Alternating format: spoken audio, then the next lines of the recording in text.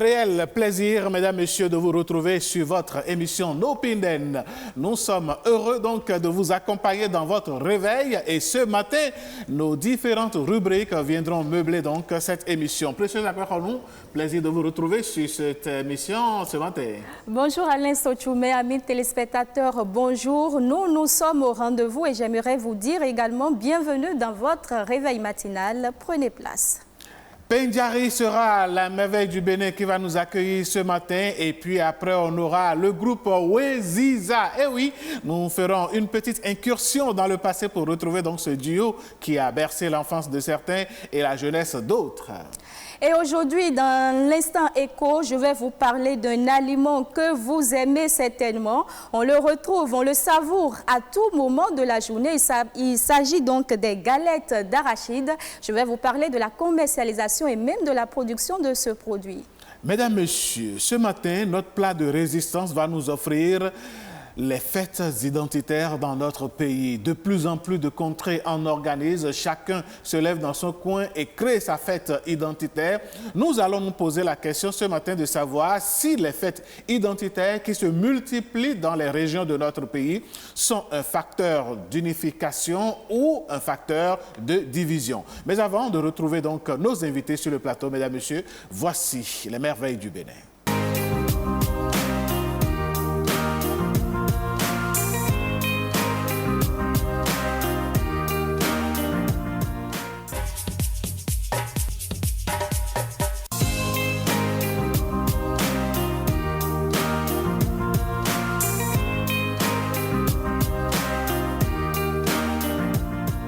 Les merveilles du Septentrion vous tendent les bras à travers donc les packs Pendjari et W. Ça va être un pur bonheur pour la famille d'aller visiter, pourquoi pas. En tout cas, c'est une recommandation que nous vous faisons ici, dans la mesure du possible. Il faut y faire un tour. Pourquoi pas? Allez, mesdames, messieurs, nous allons découvrir à présent ou redécouvrir ce duo qui, pendant des années, a bercé l'enfance de certains et la jeunesse d'autres. Qu'est-ce qu'ils sont devenus? De toutes les façons, avant d'en savoir un peu plus, nous avons le plaisir donc de vous les offrir sur le plateau de Nopinden à travers le clip du jour.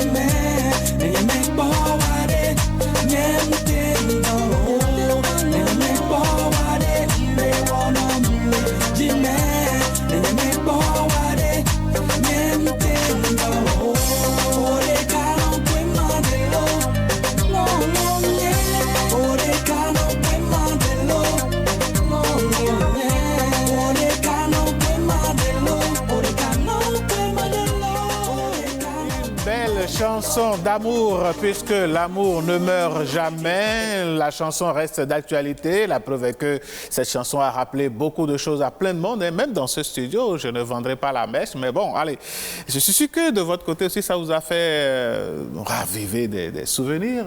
C'est le cas chez vous, Précieuse? Non? Oui. Oui, bien sûr, Alain Sochoumen, c'est une chanson que nous avons aimée. Vous avez dit ça remonte à quelques années quand même, hein, oui. 10 ans en arrière. Non, plus de 10 ans. Plus de 10 ans en arrière. De 20 ans par là. Hein. Oui, bien sûr, une chanson qui magnifie la femme, qui montre que la femme a quand même une grande valeur. Il faut en prendre soin. Au déca, non. Oui, et nous, on est ravis de servir cela aux téléspectateurs. Une promesse d'amour, de toutes les façons, ce n'est pas Fulgence Siamontondi qui aura boudé son plaisir. Vous avez fini par vendre le secret. Non, c'est vous qui pensez que c'était un secret. Allez, mesdames, messieurs, ce qui n'est pas du tout un secret, c'est le débat matinal. Et ce matin, on va justement en parler.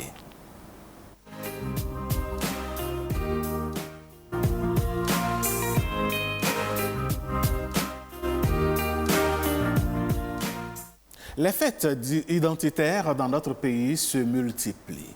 Chaque contrée, semble-t-il, se découvre donc le talent d'organiser une fête identitaire pour rassembler la communauté, rassembler ses ressortissants et parfois même des sympathisants. Sauf que nous nous posons la question de savoir si la multiplication de ces fêtes identitaires au plan national contribue à unifier le pays ou à le diviser. Voilà un peu le débat de ce matin. Et pour en parler, nos invités, et pas des moindres, sont déjà sur ce plateau précieux. Nous sommes ce matin avec Antoine Bonou, coordonnateur général de Wemehwe. En face de vous, Pacom Alomakpe, gestionnaire de patrimoine culturel. Au téléphone, nous serons avec Kal Adjakidje, lui, il est sociologue. Merci d'avoir planté le décor. Monsieur Bonou, Wemehwe reste et demeure l'une des fêtes identitaires les plus populaires et les plus célèbres de notre pays après Novicha. On ne va pas vous demander la genèse de Wemehwe, mais après toute cette expérience, toutes ces années d'expérience, en tant que coordonnateur général de Wemehwe, est-ce que vous pouvez nous dire ce qu'une fête identitaire apporte au pays? Merci, monsieur le journaliste. Et je vous remercie d'abord pour l'organisation de cette rencontre. Merci. Puisque c'est une question que tout le monde se pose dans la ville. Il faut dire, vous venez de dire ce que tout le monde pense bas. Et les fêtes, les vraies fêtes identitaires, organisées et structurées, apportent beaucoup, non seulement à leur localité, mais à la nation. Dites-nous, qu'est-ce qui vous fait dire ça?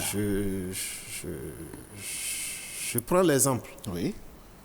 Que je laisse Novicha, qui est d'abord notre aîné, ça fait déjà 102 ou 103 ans, et nous avons vu ce que Novicha a fait avant que nous ne mettions les pas dans le pas de Novicha.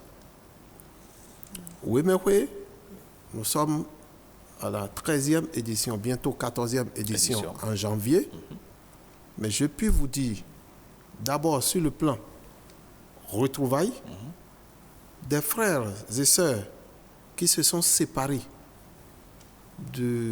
depuis plus de 50 ans, 40 ans, depuis leur jeune âge, et qui se retrouvent après ce nombre d'années. Vous voyez ce que ça peut faire. Des frères qui ont peur d'aller au village parce qu'on leur dit il y a la sorcellerie, il y a tout. Et au moins une fois l'an, ils se retrouvent ensemble au village pour prouver que nous sommes redevables à notre localité et nous sommes de quelque part.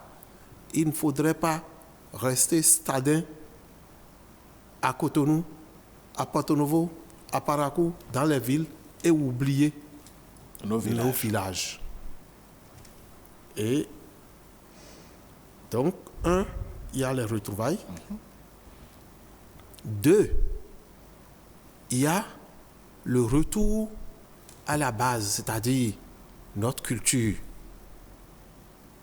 L'art culinaire de nos localités qui disparaissent.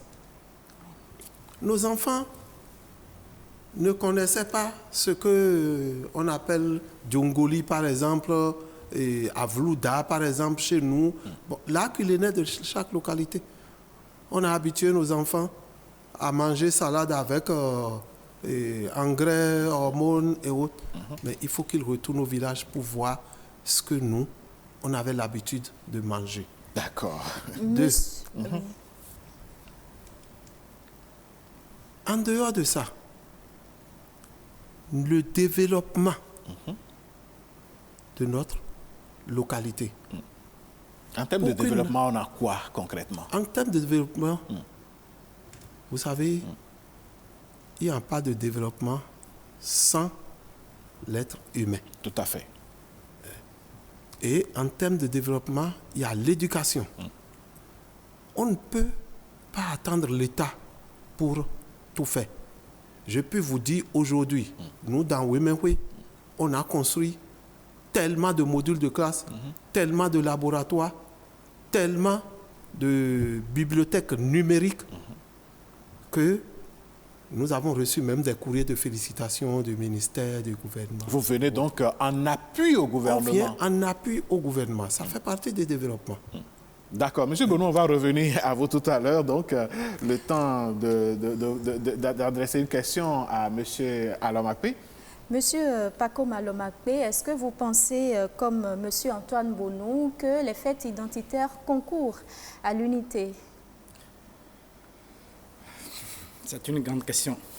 Une grande question parce que pour avoir suivi et observé de loin ces différentes fêtes et quelque part participer à l'organisation, je parle de Glehouéhoué, où j'ai été un peu impliqué. On a la Gani, il y a désormais même Kanahoué, il y a tous les toutes les communautés, bien évidemment. Il y a Kotaroué. OK. Et donc, pour avoir observé un peu de loin l'organisation et le déroulement de cette fête, je puis comprendre que ça devient de plus en plus un événement qui regroupe une sorte de clan.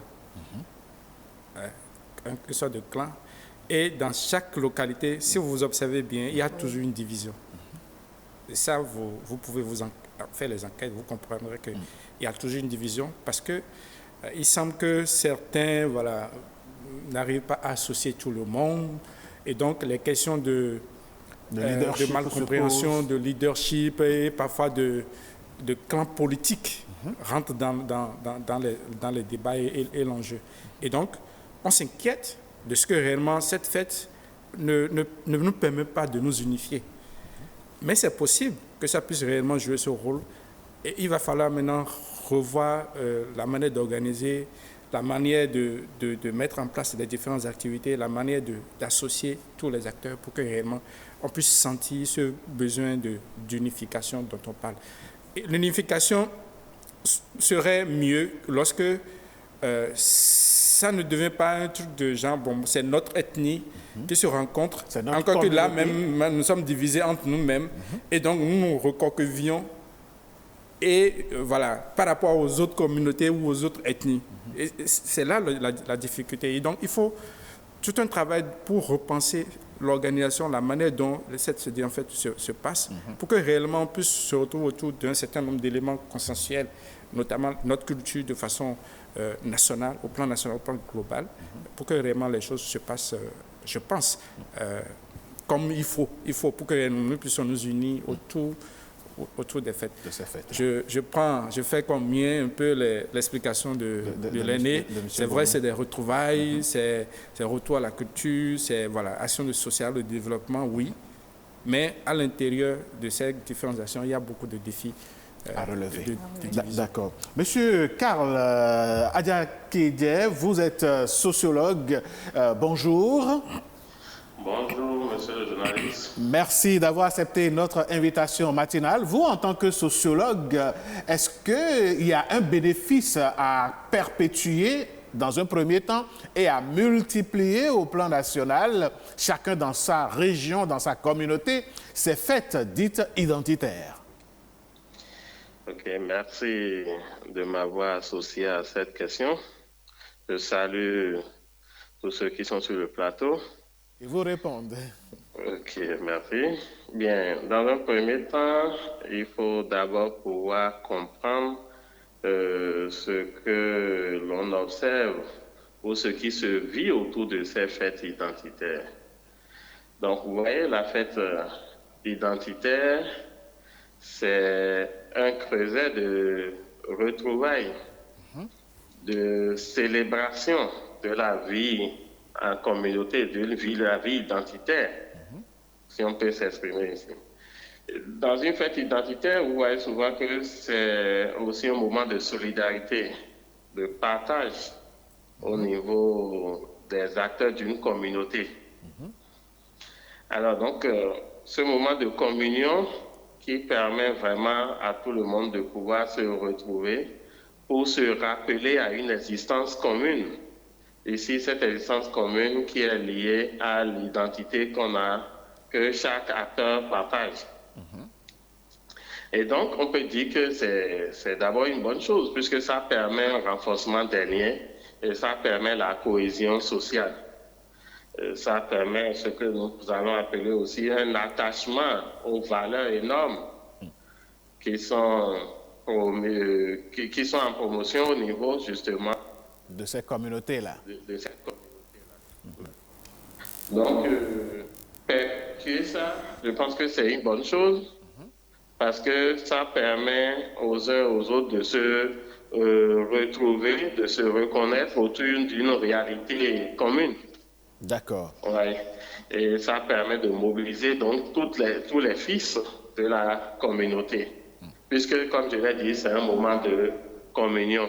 Mais, monsieur Adjakidje, oui. Quand on prend un peu les zones, les aires géographiques, est-ce qu'il ne faudrait pas penser plutôt à des fêtes identitaires un peu plus larges que des fêtes identitaires qui s'émiettent et qui tendent à devenir des fêtes ethniques?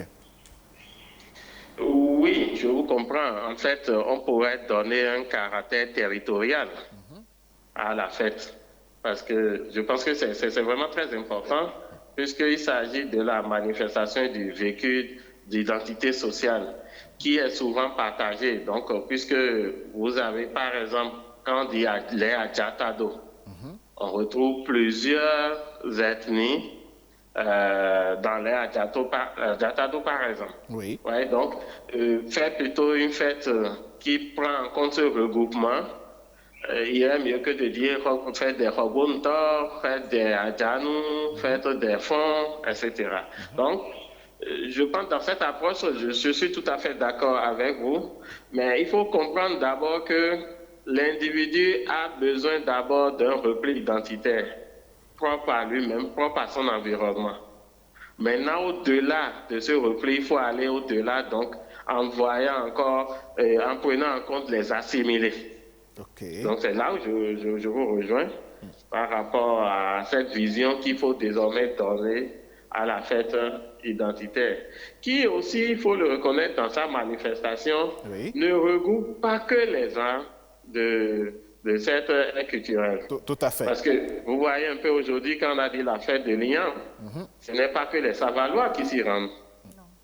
On a d'autres communautés aussi qui s'ajoutent, soit c'est des amis ou bien c'est des gens aussi qui ont épousé une femme dans la localité, un mari, etc. Donc, je pense que ça a tendance aussi à s'étendre aussi un peu aux autres communautés. Ça devient pratiquement une fête de réjouissance, de retrouvailles de tout le monde. Mais par essence, on voit d'abord le caractère identitaire, le lien entre ces acteurs. Mais je pense que dans la manifestation des faits même, ça va au-delà.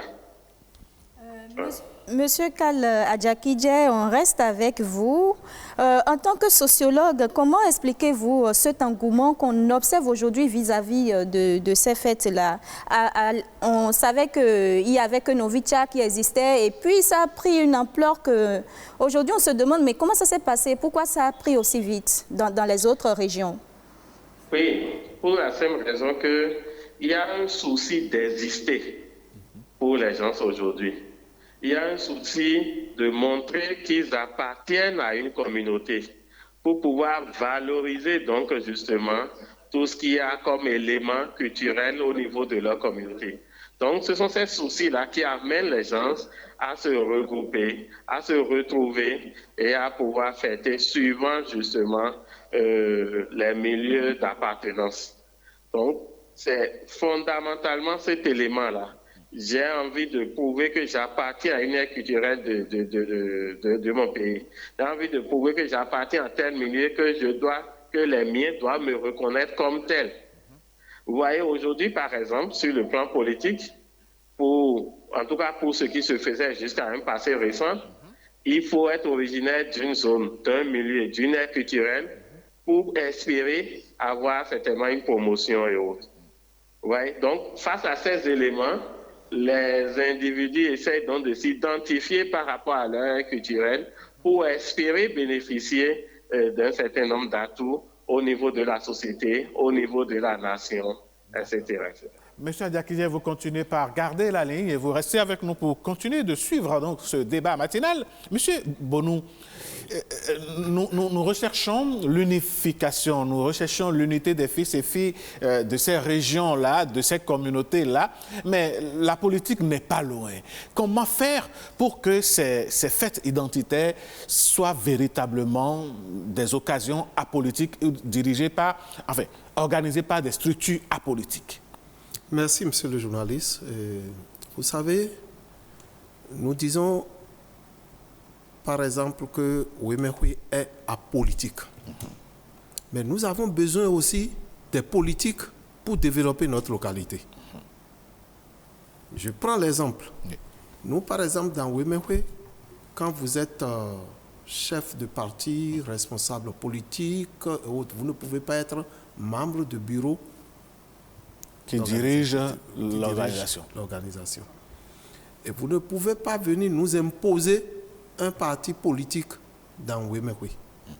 Chacun a sa conviction politique. Nous, c'est le développement. Mais par contre, nous avons besoin de politique pour ce développement. Nous ne pouvons pas lancer la pierre aux politiques et dire que nous développons notre localité. Comment faites-vous alors la combinaison pour rester une structure homogène? Cette combinaison se fait de façon très simple. Nous avons besoin des politiques. Nous allons vers eux, nous posons notre problème. Et ils ouvrent même les bras pour nous accueillir. Vous auriez constaté qu'à nos fêtes, on invite les politiques. De part et d'autre, ils viennent tous. De toutes les chapelles. Je vous dis, quand on me dit que ce n'est pas un lieu de rencontre ou de réconciliation et autres, mais non, c'est un lieu de réconciliation. Moi, j'ai vu des politiques à notre fête passer, des politiques qui ne se saluaient même pas. Et c'est à Wemekwe qui se sont embrassés. Et j'ai parlé aux deux, je dis à partir d'ici, là maintenant, il faut taire votre guerre politique et pensons au développement du pays. Et les deux, là, je les observe, effectivement, ça a pris. Et donc, cette fête aura joué donc un rôle d'unification. Oui, d'unification. D'accord. Oui. Président Bonou, on aura compris. Nous allons prendre l'avis des Béninois qui s'expriment sur la question, puisque ce sont aussi des citoyens qui appartiennent justement à des communautés données. Un lieu de rencontre, c'est-à-dire c'est les retrouvailles. Les anciens amis, les anciens collègues, c'est le moment de se revoir et de partager la joie ensemble et de fêter. C'est une très bonne chose. Quand ces fêtes sont organisées, on se retrouve. Vous voyez, il y a bon nombre de personnes. Bon, quand je prends, par exemple, je prends le Cotonou, il y a beaucoup, moi maintenant je suis de famille Lubero, il y a d'autres également qui sont de famille Lubero, mais on ne se connaît pas. Vous comprenez un peu ce que je dis. Donc lorsque ces fêtes sont organisées, on se retrouve, on se dit, c'est que nous sommes de la même famille. Donc je pense bien que c'est utile, d'une part. C'est l'utilité de ces fêtes-là. On se retrouve et la famille est reconstituée. Moi, je pense quand même que ces genres de fêtes-là sont des facteurs unificateurs parce que déjà, ça unit la population. Les gens d'autres horizons viennent assez. Les gens d'autres pays également viennent. Et je pense que c'est un bon brassage pour la population. Et ça nourrit aussi notre tourisme. La fête identitaire, c'est une très bonne chose. C'est une très bonne chose parce que c'est des moments de retrouvailles de plusieurs fils et filles d'ethnie. Mais ce que nous remarquons dans notre pays, c'est que ces fêtes sont pour la plupart politisées, ce qui n'est pas bien. Parce qu'on dit que c'est pour l'unité, c'est pour la joie, c'est pour les retrouvailles. Mais vous allez remarquer que même pour le choix des tissus, même les personnes qui vont vendre les tissus, c'est de vraies bagarres. Parce qu'il y a une idée commerciale derrière, ce qui n'est pas bien. Si moi je suis un commerçant, je vends des pailles. Vous voyez un peu ce que je dis, mais je vends des colliers. Et quand ces fêtes sont réunies, c'est vrai, on va se réunir pour parler de la famille. En même temps, je peux en profiter pour parler de mes business, parler de mes affaires et partager mes idées d'entreprise. Et s'il y a un politicien qui est là, il voit, il étudie, il voit que c'est bon, il peut m'accompagner. Mes frères également peuvent m'accompagner. Eh bien, voilà donc l'avis de quelques citoyens. Et je voyais nos invités avoir des réactions. Je vais d'abord prendre celle de M. Alomakwe. Dites-nous ce que vous pensez de ces réactions. Oui, ces réactions nous permettent de nous plonger davantage dans le débat. Vous avez compris que ces intervenants ont rappelé l'importance de la fête. Et heureusement qu'il y a eu quelqu'un qui a touché du doigt les défis à relever. Et pour ça, je voulais revenir sur l'intervention de M. Adjakidje.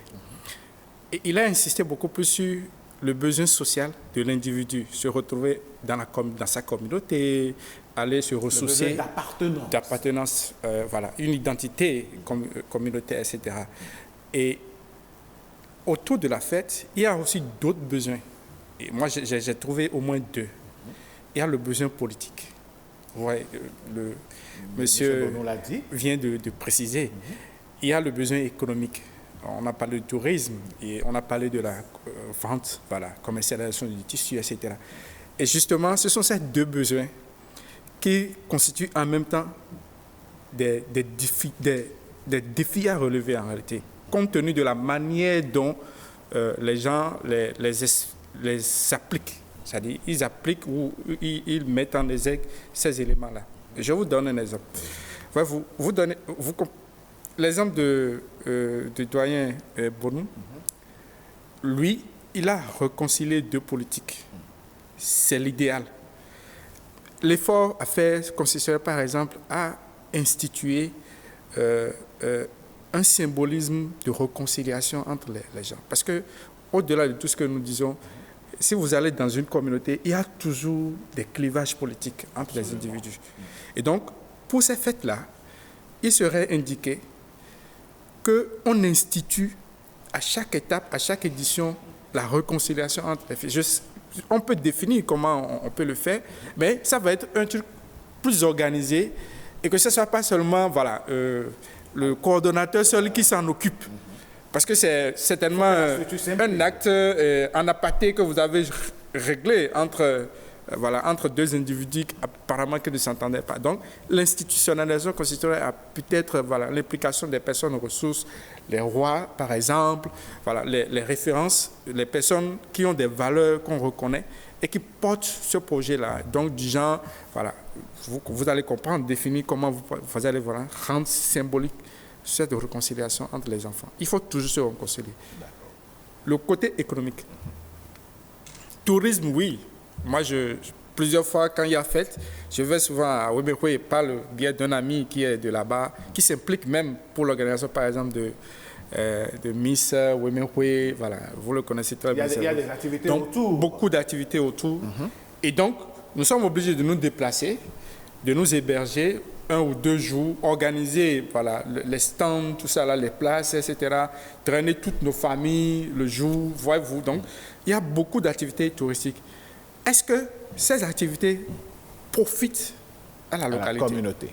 Et donc, vous voyez que nous rentrons dans le rôle développement que ces fêtes-là apportent. Et donc, il y a un travail de cadrage, d'approfondissement de l'organisation pour que réellement tout ceci profite réellement à la communauté.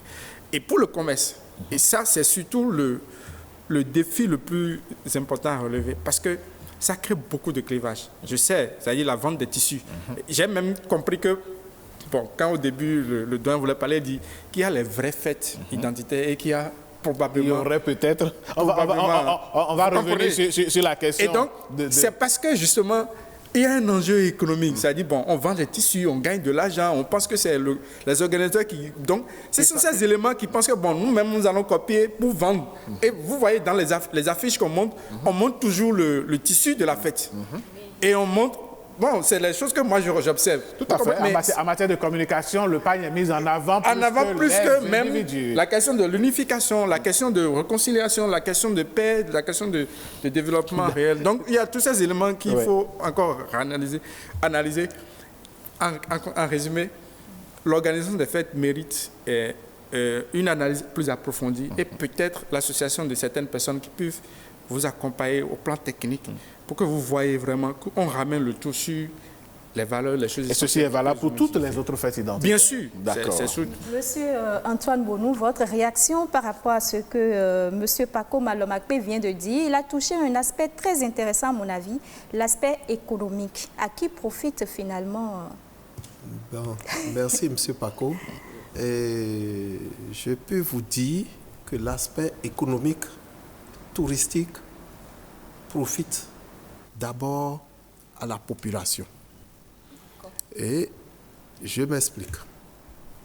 Vous voyez, la bonne femme qui vend ce que nous appelons ablo, et tchaouli, c'est arachide. Et nous, on en rafoule dans notre localité. Quand vous venez, pendant 3 jours, vous en achetez. Je vois vos véhicules garés au bord de la voie, vous achetez des manioc, fin, bao, glin et tout ça là. Ça veut dire que vous apportez un plus dans notre localité pendant cette période. Sur le plan touristique, nous avions plein de sites touristiques qui n'étaient pas mis en valeur. Mais quand on a commencé cette fête, le ministère du Tourisme, vous avez vu dans le PAG, tout ce qu'on est en train de nous faire dans la vallée aujourd'hui. L'irrigation de la vallée. Puisque, c'est pourquoi je vous dis, on a besoin de politique. Monsieur Bonou, nous sommes d'accord, mais revenons sur cette question qui semble être une question assez sensible, la vente des pailles. La vente des pailles, je vous explique. C'est pourquoi je vous ai dit, les fêtes bien organisées et bien structurées profitent à la population. Mais les fêtes dont les organisateurs veulent profiter, d'ailleurs ces fêtes ne durent pas, ils vont fêter 1, 2 éditions et après ça. Ce n'est pas le pagne, le bénéfice qu'il y a sur le pagne qui organise les fêtes. Vous venez à oui. Bien sûr. Bon, je ne vais pas parler d'une chaîne concurrente pour faire déplacer une chaîne, pour faire retransmission en direct. Oui. On sait ce que ça coûte. On gagne combien sur les pagnes pour faire tout ça là. Pour construire un module de classe, s'il faut attendre les pagnes pour le faire. Et actuellement, si vous voyez la crise économique, vous auriez constaté même les pagnes qu'on fabrique, nos parents n'ont pas les moyens pour les acheter. Il y a des pagnes même qui restent. Donc, tous ceux qui croient que c'est en fabriquant pagnes et on organise la fête de collectivité X, collectivité Y, collectivité Z, ils vont le faire une fois, la deuxième fois, il n'y aura plus. Alors, Monsieur Bonou, de ce point de vue, est-ce qu'il faut continuer par organiser des fêtes de collectivité qui justement sont en réalité des facteurs de division? Si on considère le plan national, qu'est-ce que les fêtes de collectivité apportent au lieu de faire des fêtes régionales, par exemple? Vous et moi, nous ne pouvons pas interdire cette pratique. Mais le ministère de la Culture est en train de restructurer, réorganiser les choses. Nous avions eu des séances avec le ministre. Et ils sont en train de penser à restructurer les choses. C'est en voulant interdire, par exemple, quand nous rentrons dans la vallée, quand on dit Wemehwila, c'est 4 communes. C'est pourquoi quand on parlait d'ethnie tout à l'heure, je voudrais revenir là-dessus pour vous dire, nous, ce n'est même pas seulement question de Wemehwe seul. Nous, quand on organise, on invite les gens de Septentrion. Vous avez vu la fête de Adjoum, où on a fait venir des chevaux et autres du Nord. Et moi, je vais à la fête de Gani. J'amène les Angouétois à la fête de Gani. Donc, vous voyez... Il y a le brassage. Le brassage.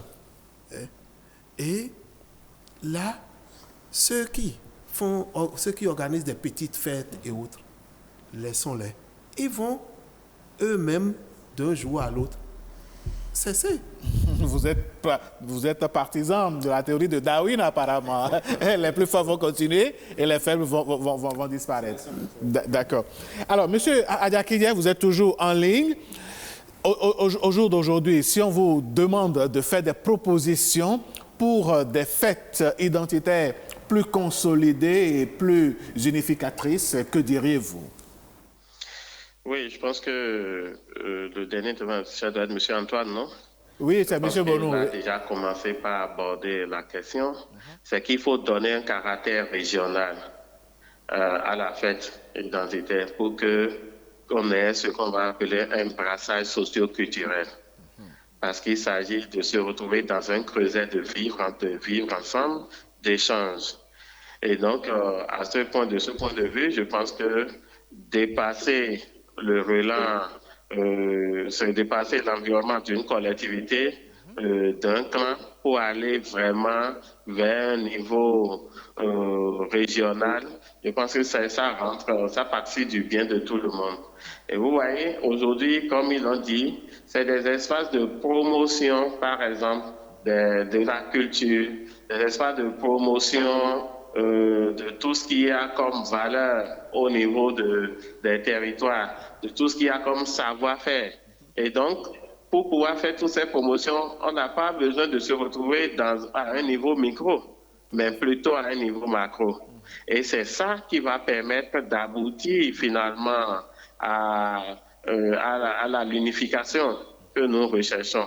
Parce que ces espaces doivent constituer des creusets aussi d'échanges, de dialogue et aussi des creusets d'apprentissage, d'éducation pour la citoyenneté. Ouais. Donc, si on reste au niveau régional, le travail pourra se faire plus aisément et finalement pouvoir remonter vers le niveau national.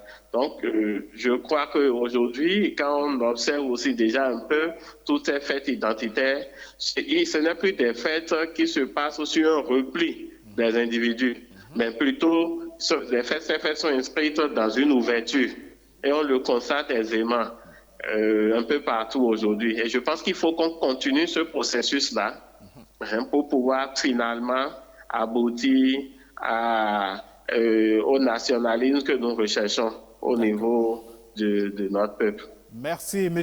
Karl Nassi Adiakidien. Je rappelle que vous êtes sociologue. Merci d'avoir participé à ce débat et bonne journée à vous. Merci. Monsieur Paco Malomakpe, je vous donne la parole. Si vous étiez donné d'être à une instance de décision, qu'est-ce que vous auriez aimé changer dans l'organisation de ces fêtes identitaires pour plus d'unité au niveau des peuples? Je travaillerai sur au moins 3 éléments. Le premier, c'est le volet social. Ça se fait, mais nous allons renforcer ce travail pour surtout au-delà de construction des modules de classe, des espaces culturels, etc. Puisqu'on a vu ça avec certaines communautés où ils ont mis en place des infrastructures culturelles presque sur toute l'étendue du territoire national. C'était le nom. Et donc, au-delà de ce travail, nous allons beaucoup plus valoriser le capital humain. Voyez-vous, c'est difficile de comprendre qu'il y a dans des communautés, dans nos localités, des jeunes qui sont là, qui ont fait des formations, qui se cherchent, etc. Et que ces fêtes-là ne leur permettent pas d'être en contact avec les aînés et que ces aînés leur donnent des orientations ou des assistances, non pas de l'argent, mais voyez-vous, le renforcement de leur capacité, etc. Donc, des activités de renforcement de capacité des jeunes, formation d'entrepreneuriat, etc. Ce sont des choses qu'on peut faire. D'accord. Deuxième chose, je continue de croire qu'il ne peut pas y avoir de fête identitaire sans des actions de réconciliation entre les fils et filles de la localité. D'accord. L'histoire, l'esclavage, la colonisation nous ont laissé beaucoup de séquelles.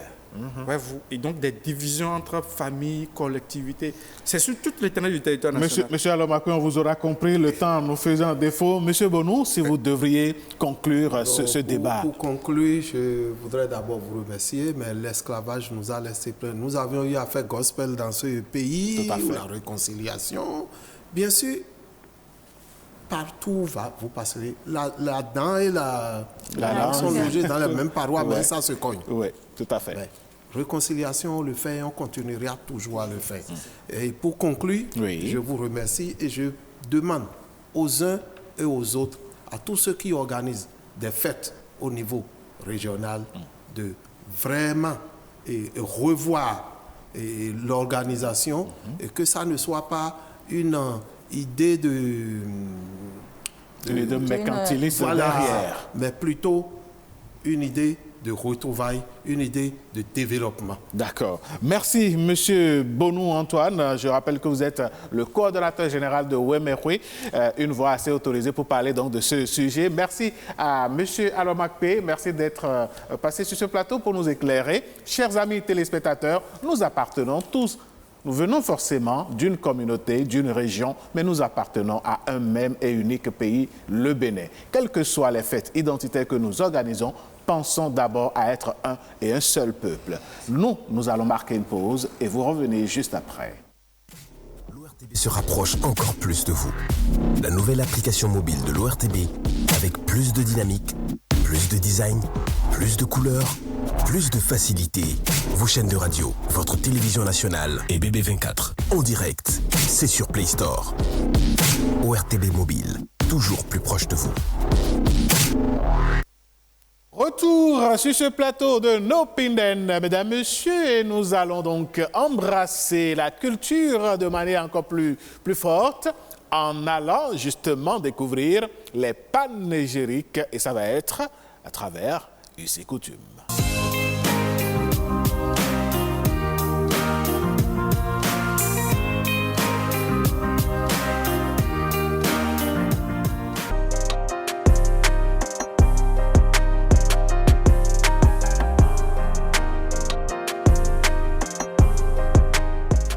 Akobimla nu ejana agbamo enu da alwase do e mo ra ko mo ko to mla we e bo no mi mla we enu mla ro fine we gore so nu adasu o bel mo to hen ina kron we ajivile o we ado lenu video ele o anda ko mla we bo mi mle we da via we nu ado mi mle we nu ina o sise we mla ro gbe nu we mla mi mla we ma mi mle kaka mla le fu a hen bo don pele ni mo na mle kanji.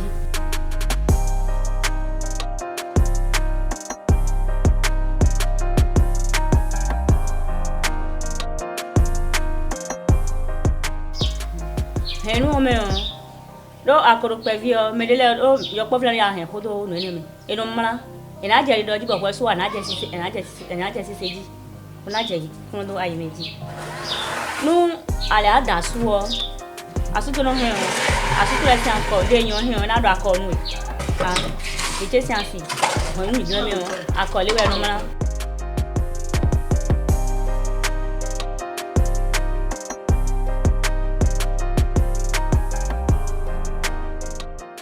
Kesi wa ro gbe medin pe te tu ru azemele ti ji bra le wona din o amakoyan se to a ana ijo sinu nu e we jan de nu e fi so ton we jan ti ijo sinu nu e ji bo fi so na yin kan mo me bi no di kesi won e de bon tin o ni alo ke me ho gwan mi la lo lenu fi we mi la do mo te wo mi na ro o le bo na lo akọ mo bo aran pe bi no na jinja yin mo na mo te bo na se ki won so ro mo a se ko zo mo me bi ro kesi ji bo no sun vi do ho oni so no plan ko me de akọ chi mo azome o zondin Fino dividi na ro vina ya some.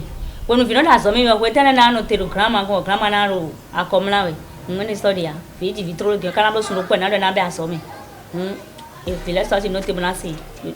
De no ko akogbon so no ti ya.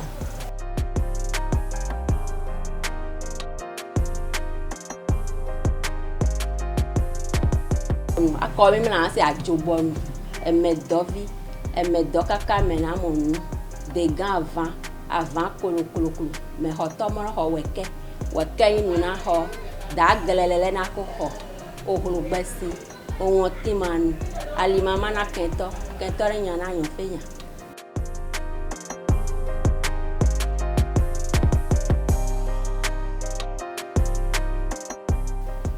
Ogolo gbɛsi ŋɔti ma nu vɛgo na gbɛsi bɔ ŋɔti ma se nu ne handɔ egolo mi ne nɔkɔ mɛ ni ɛsɛ do fia eye ne me xɔ tɔmɔ xɔ wɛkɛ nu gbɛ yi nu na xɔ dagbo mi tɔ le ena xɔ gbɛ bi esɔ ne ma wɛ do mi do gbɛ me donc wɛ xɔ tɔmɔ xɔ wɛkɛ yi nu na xɔ da gɛlɛlɛ na ko xɔ.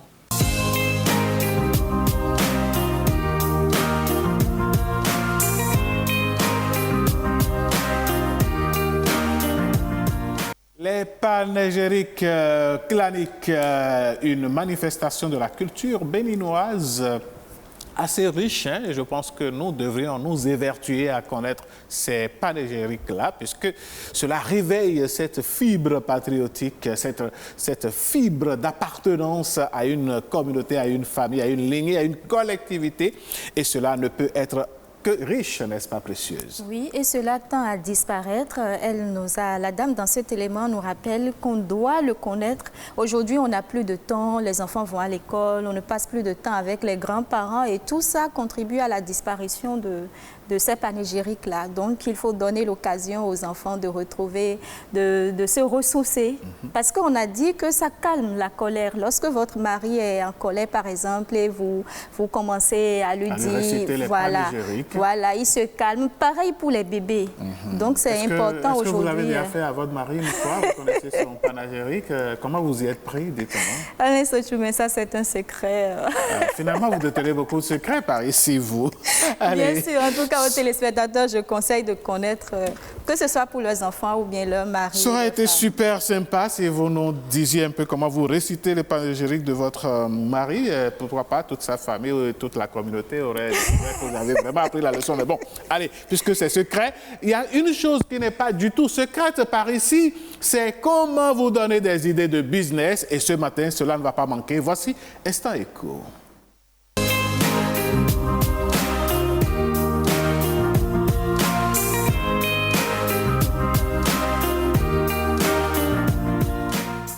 Galettes d'arachide, oh quel bonheur de s'en procurer, surtout avec du gari à côté. Mais comment est-ce que les galettes sont fabriquées et est-ce que le marché pourrait être porteur pour qui voudrait investir? Précieuse nous en parle.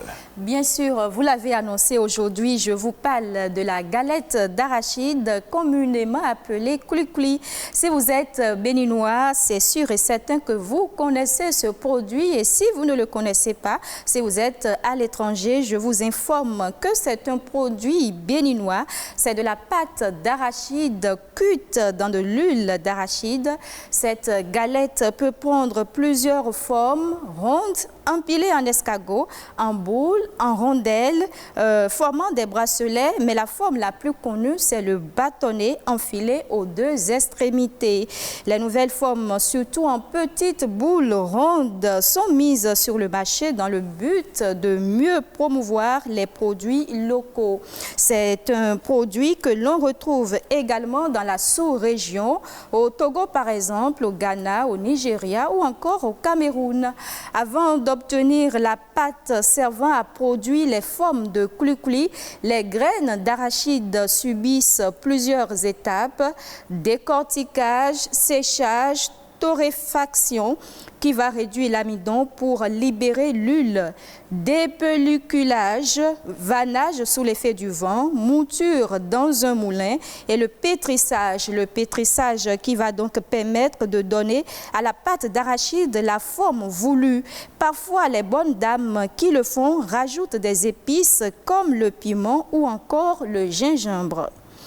Cloucli se consomme à tout moment de la journée, que ce soit au petit déjeuner, en après-midi et surtout au goûter. D'autres y rajoutent généreusement du lait ou du jus de citron et même du coco à l'occasion. On l'accompagne souvent du gari.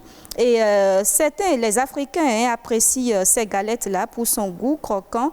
Oui, bien sûr, pour son goût croquant. Et c'est souvent les groupements de femmes qui s'intéressent à la commercialisation, à la production et à la commercialisation de ces galettes-là. Et puis, ça se produit un peu partout sur le territoire béninois. Hein. Il y a les clouclis d'Agoni, vous trouverez également les clouclis au niveau de Dassa. C'est un peu partout. Vous pouvez entreprendre ça, la production tout seul, si vous êtes une femme, parce que ce qui est sûr, ça coule à tout moment de la journée. Les Béninois en consomment. Et oui, ça va être une belle idée de business que d'investir dans la production des galettes d'arachide, communément appelées coulis-coulis. Vous savez comment ça s'appelle dans ma langue maternelle, Adia? Non. Gangondu. Ah ben ouais, voilà. Et ça, c'est la forme ronde, sous forme de bracelet. Sous forme d'escargot ou de bracelet? Il y a deux formes. Il y en a sous forme d'escargot, il y en a également sous la forme de bracelet. D'accord. Ça varie aussi selon les régions, très délicieux. Oui, tout à fait. On en trouve partout. Et ce qui est bien, vous êtes sûr de faire des bénéfices parce que ça coule au fait. Les Béninois en achètent. En tout cas, ça va être du régal. D'entreprise. Voilà, ça va être du régal que d'en consommer. Mesdames, Messieurs, ce que nous allons consommer tout de suite, c'est le dernier acte de cette célébration matinale d'Opinden. Ça va être avec Weziza Wodekano.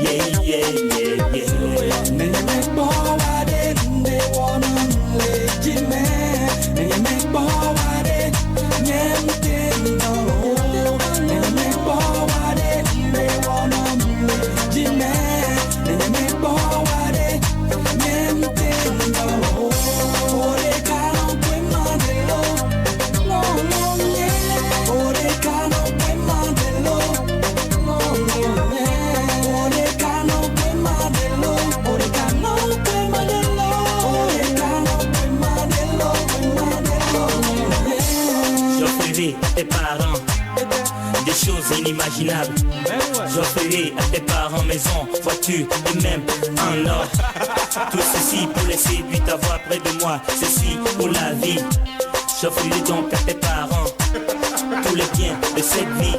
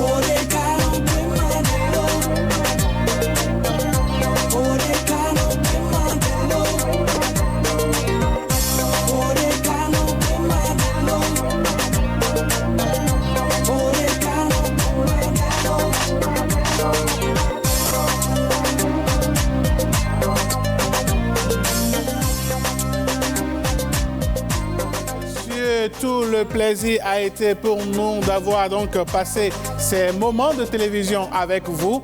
Nous espérons vous avoir apporté un petit peu de chaleur dans vos demeures. On vous souhaite une excellente journée. Madame Akweronou, bonne journée à vous. Bien sûr, bonne journée à vous, Alain Sochoumé. Bonne journée également à vous, téléspectateurs, sur cette belle chanson qui rappelle des années de collège à quelques-uns parmi vous. À bientôt. Allez, merci à Christelle Sagoran qui a piloté toute l'équipe ce matin. Mesdames, Messieurs, on vous retrouve un autre jour. Bonne suite de week-end également à toutes et à tous et à très bientôt.